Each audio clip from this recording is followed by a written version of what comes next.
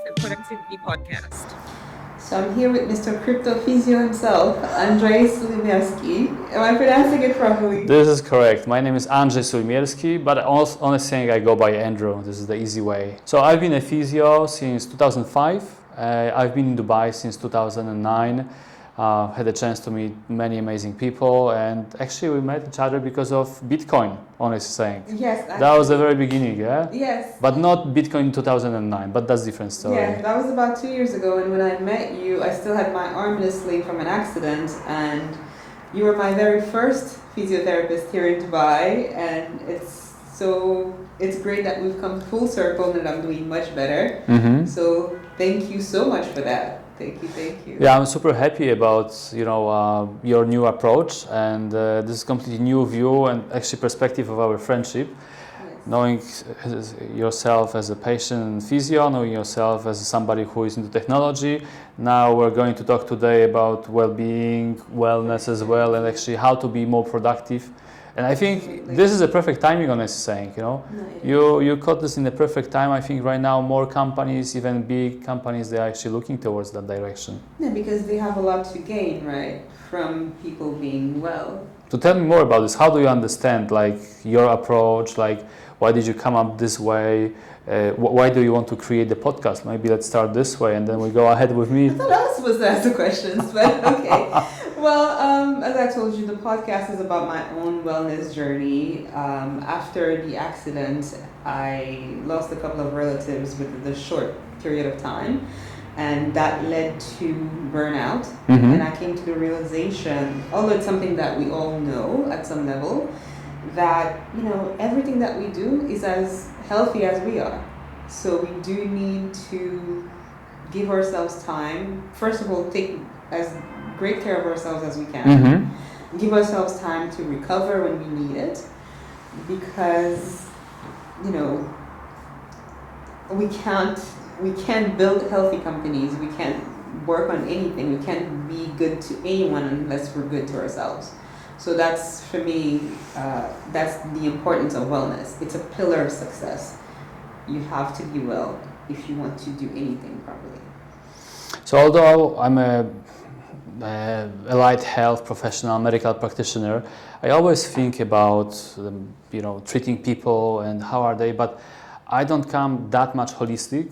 And definitely this what we're talking today, thanks to you, is basically this is more holistic approach, which I think I have to open a bit more towards that. So you are my crypto patient, I'm your crypto physio. Yes. We know each other because of that, but I'm focusing on range of motion, decreasing the pain, let's say working on the mobility of shoulder, as we spoke before, so yeah, decreasing the pain. But then this is one thing, this is something which is easy.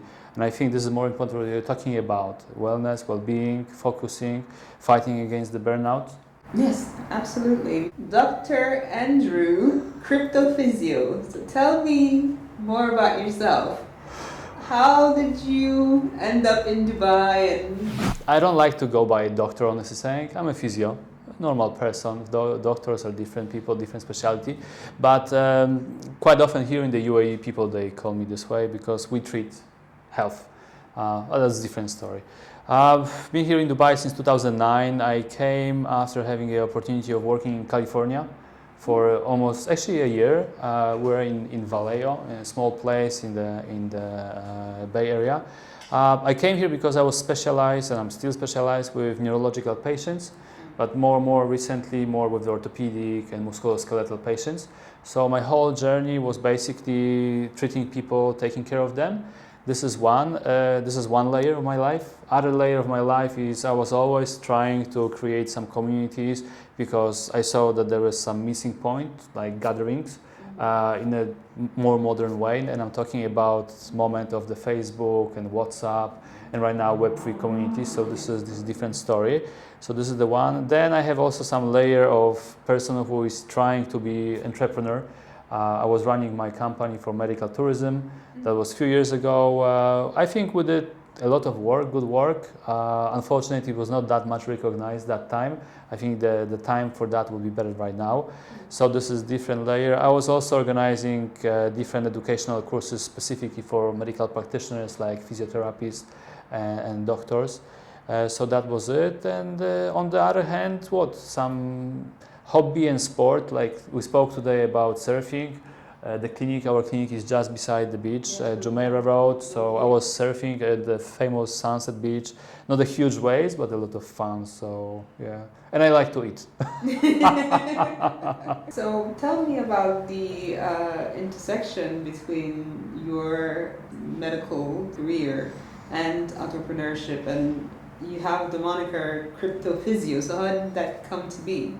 Yeah, so crypto physio is the thing because recently I joined here to our new clinic.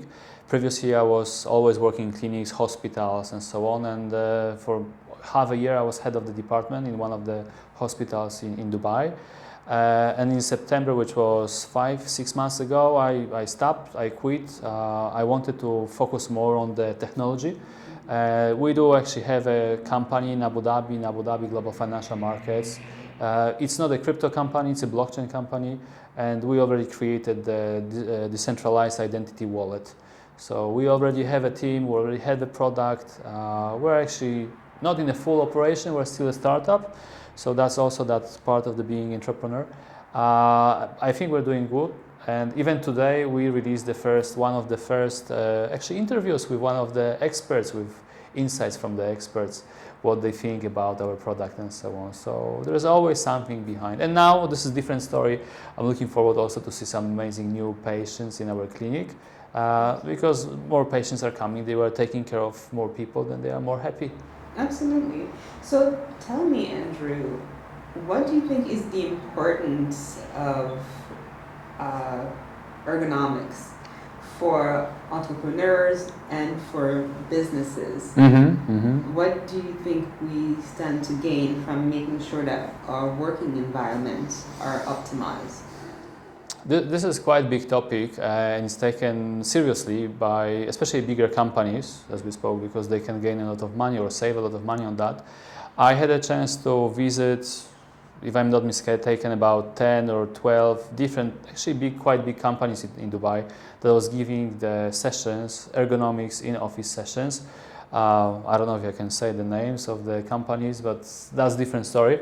Bigger companies in technology as well, real estate, and they were gathering people to listen how to sit properly, how to behave in the office. That sounds easy, but sometimes you have a doubt and it's better to ask somebody who is professional towards that direction. Where as a physiotherapist, we're not ergonomic specialists, but because we treat people, we see how they sit, how they behave, how they move, what is the quality of the movement, and how they maintain the position sometimes too much.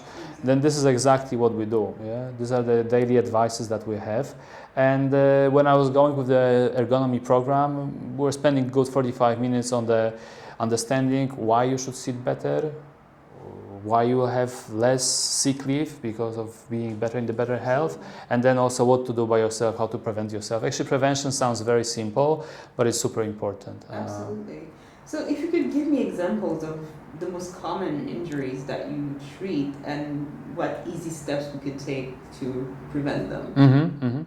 So I think in terms of ergonomics, as this is not the only thing that we do, because we also work with athletes, we also work with sport people, with amateur sport individuals.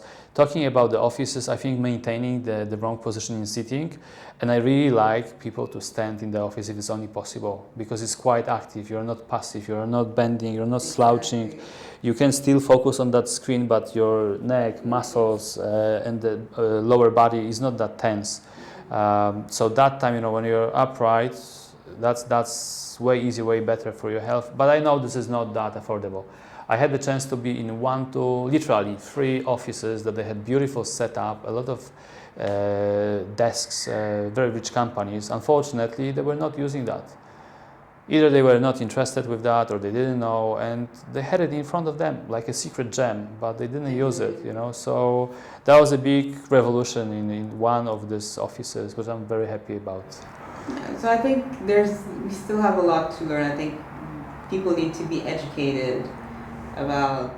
I think people, they are more and more aware. They really focus on themselves right now, looking for different options. Access to internet information is huge, so it's more about which way to go, what to choose exactly.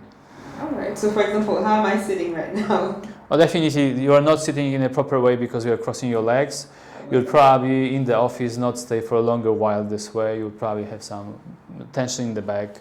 Although, yeah, having a coffee and so on, why not? You can always have it this way. So, like, I guess the time limit on this would be about 15 minutes, and then. I would say half an hour maximum, then definitely move yourself. That's also important to move. So you'd say we would need to move every. I was giving the advice to try to walk like every half an hour. And this is the issue because I know that sometimes people they come up with ideas and they want to focus a lot, Exactly. and then you lose the track, and then you're so absorbed. So yeah, sometimes people they really use some vibration, watches and so on. That gives a good hint.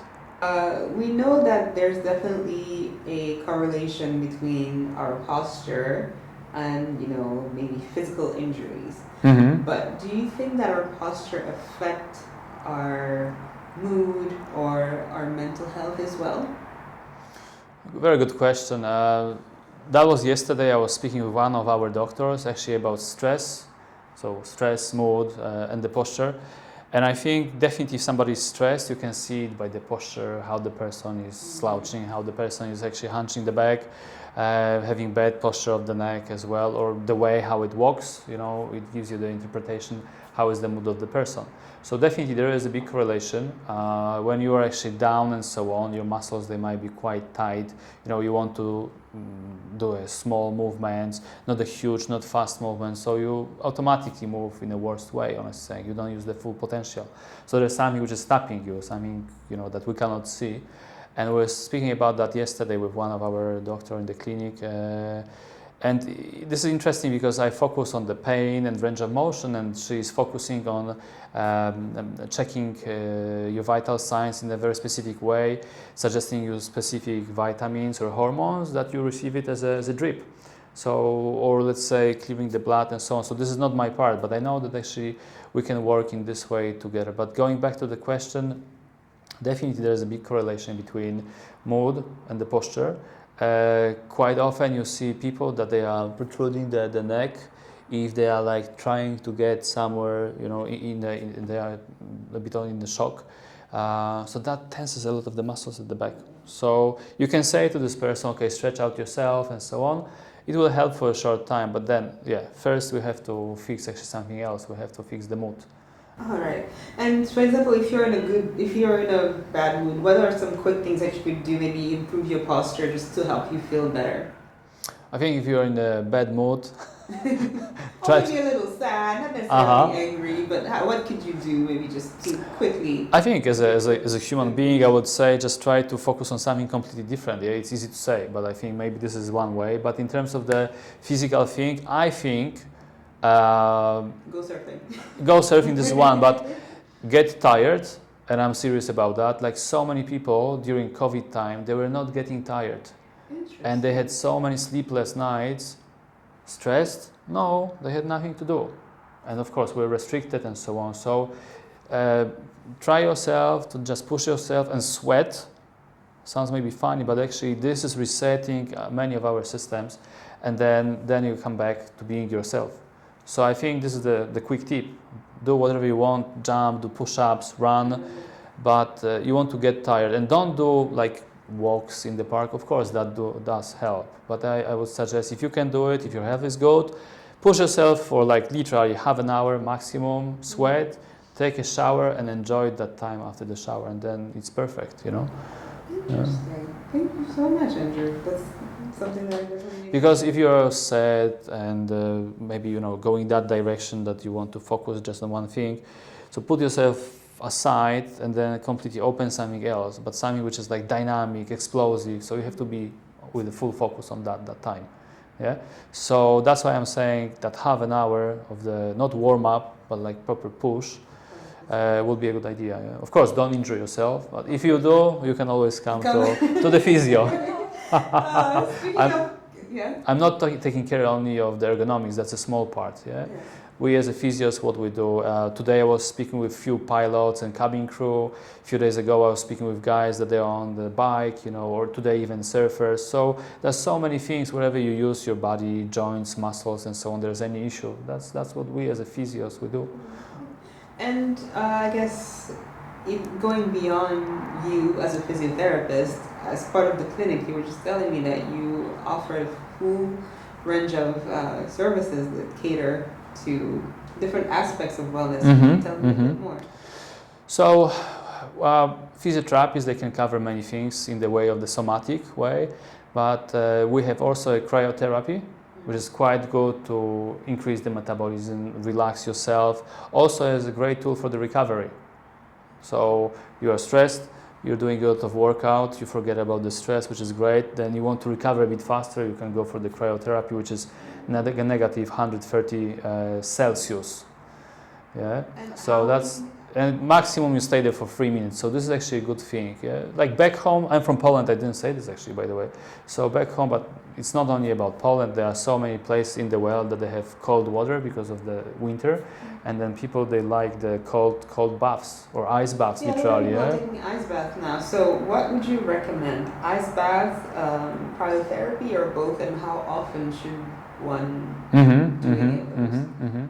So the effect is of course stronger with the cryotherapy. It's a chamber, it's a machine. Imagine half of this room, you stand there, you're basically in your swimming suit, and same like in the cold bath, you stay there up to 3 minutes, and the whole body is just getting tense a bit because the whole blood is going inside, deep inside, and then after when you're done, which is maximum 3 minutes, then suddenly you feel like super hot.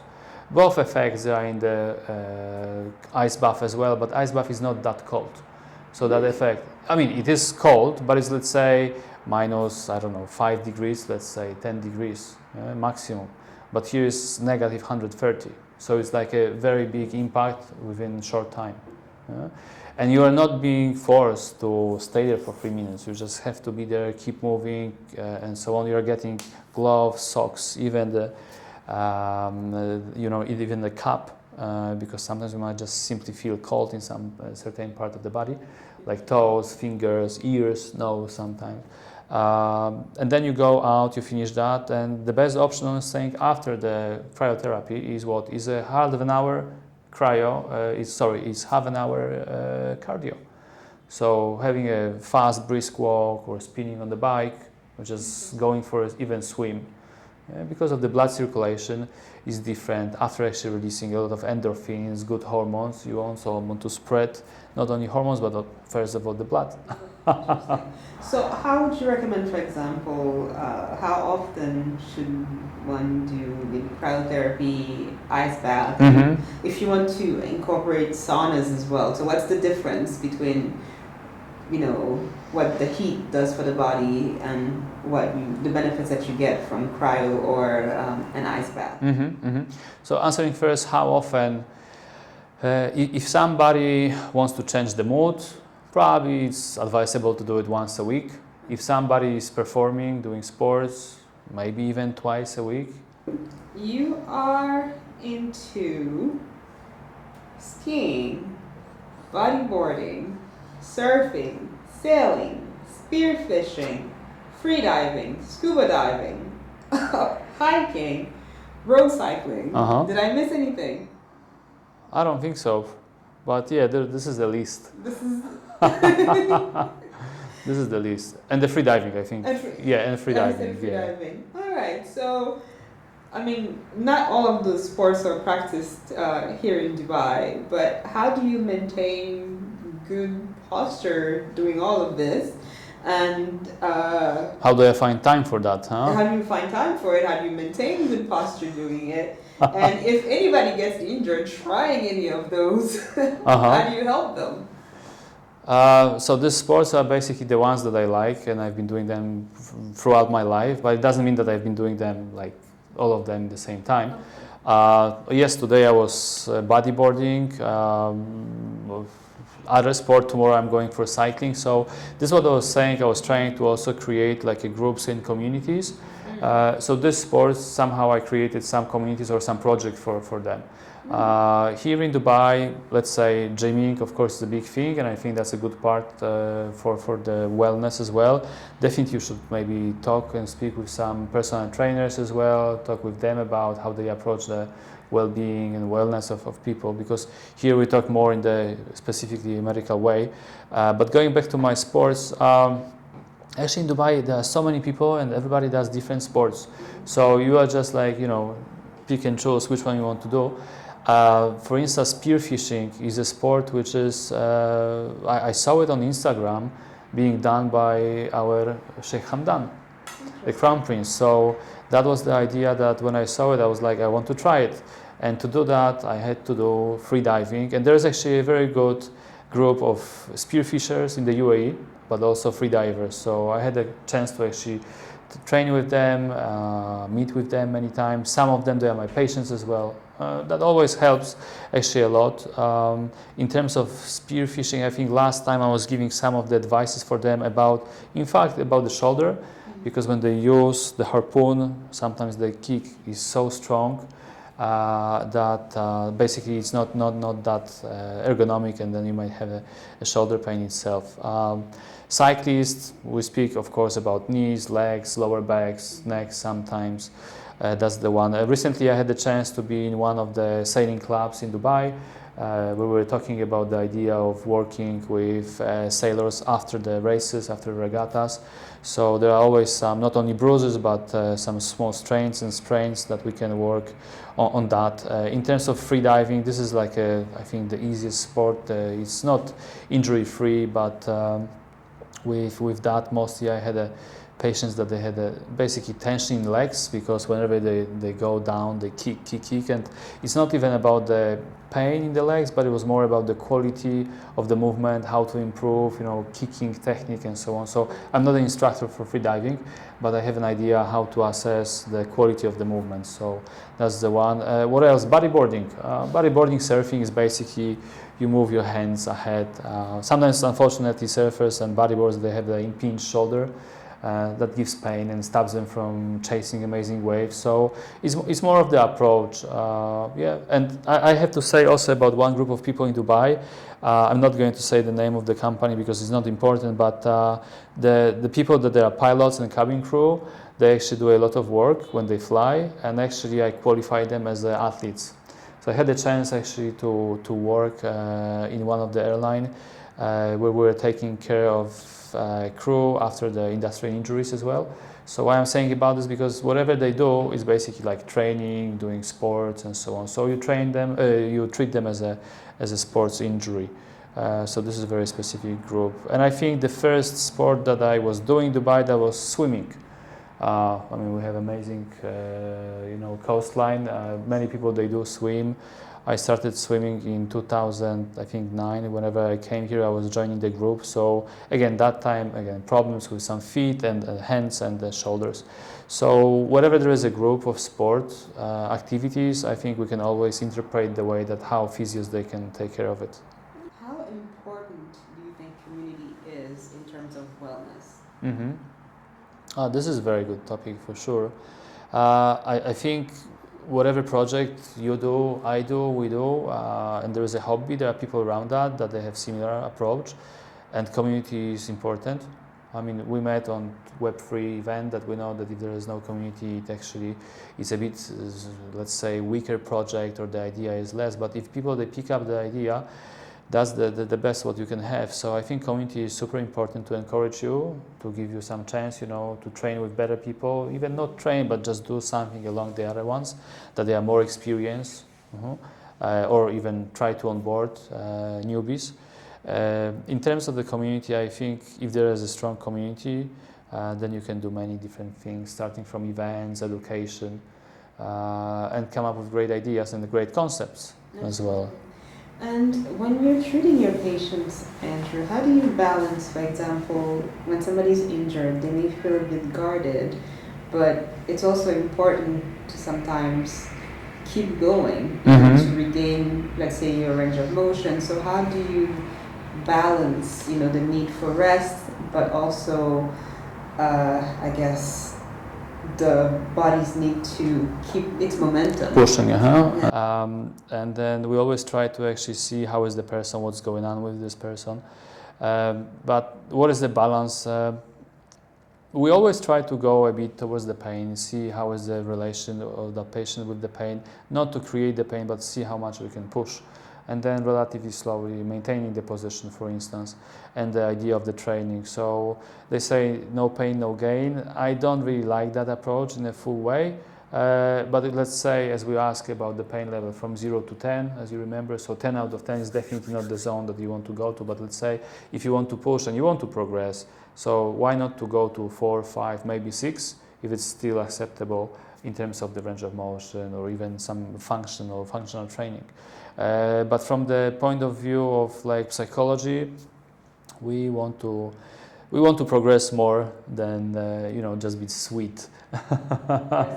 And speaking of which, what gives you the most joy when you're treating your patients? What's the most rewarding aspect for you about being a physiotherapist? I think one thing is to be recognized as a person that people they can really trust. This is actually really good, and this is like a key thing. Quite often to get treated and get well as a patient. It's one of the secrets maybe. So again, this is more about the talking and way how to convey the message and the ideas. Second, of course, if I see the patient for a long time and they actually keep coming because they know that they are not.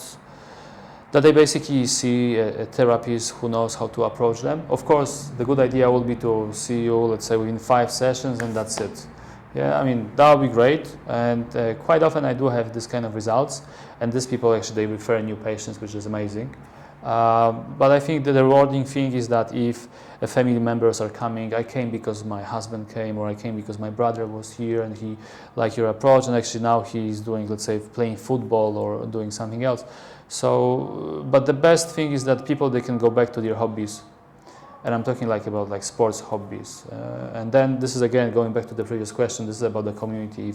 If the community is strong, also they suggest good therapists, physios, doctors, personal trainers, and so on and so on. That makes the community strong. So whenever the community is strong, thanks to us, this is also the win. Fantastic. And to close off, Andrew, what are the wellness trends that you're most excited about at the moment? And I know that you're also very enthusiastic about crypto and blockchain as a whole. So how do you see the intersection between wellness and blockchain? How do you think they can be leveraged to give better results to patients, individuals, businesses as a whole? This is an interesting topic, and it's like old topic but with the new approach. Since last 3 months I've been meeting much more than before people that are into technology. They always of course ask me what did I do before and so on. So why I call myself crypto physio is because there was a small pressure from my friends and patients that they were saying like, you should be recognized as somebody who's into technology. It's not about trading crypto and so on. It's more about being in the same community. So like we spoke about, let's say, sailor community or cycling community, then I'm here right now also with technology. But talking about the trends, I see that there is a trend if people, they are doing very well with crypto and their own website, Web3 projects. They have more time for themselves and they spend more money on themselves, which is great. So if you see the person who looks good, this is one, but also who feels very well or does some amazing sport and has a lot of time for that sport, that for me, I consider that as a well-being, basically. So of course, you have to work hard later on to have more free time, and this is basically what I see is the most important. So I don't think so I would say something new, but trend, I think was always the same. Achieve something and then have time for yourself and your family, your friends and your hobbies. I mean, let's try to focus on this direction. I think everybody wants to go this way, and this is very healthy. So this is actually the trend that I would like to see. I don't look at any other trends. It's just being well enough to make time for what really matters, to enjoy your life. Right? Fantastic. Well, Andrew, thank you so much. As I said, it's amazing for me that we've come full circle. That the last time I was in your clinic, I Uh-huh. was here as a patient and I could barely move my arm. Uh-huh. And I'd like to thank you so much for the progress that I've made, and I certainly hope that a lot of people get to experience, you know, the services that you have to offer, and you know, I guess get one step closer in their wellness journey. Any last word that you'd like to? I think, first of all, thank you for coming, and thank you for opening even more this idea in my head that I have to be more holistic and definitely focus on the well-being. I mean, that's what we've been doing, but we don't call it this way as well. Yes. So I think now I have like more sensory towards that direction. So this is definitely a big topic, and I think this is a big trend to talk about this. Yeah? Thank you so much for coming. All right, thank you so much for having me, Andrew, and thanks for making my shoulder better. And I'm so happy we didn't say this, that seems that this is the first episode of this podcast. Yes, absolutely. So it makes it even more special because you're my first physiotherapist, and that was for me when I moved from New York to Dubai. I avoided going to the doctor for quite some time because I had experienced some medical malpractice in the US. So it took me a while to feel comfortable going to the doctor again. So thank you so much. And cut.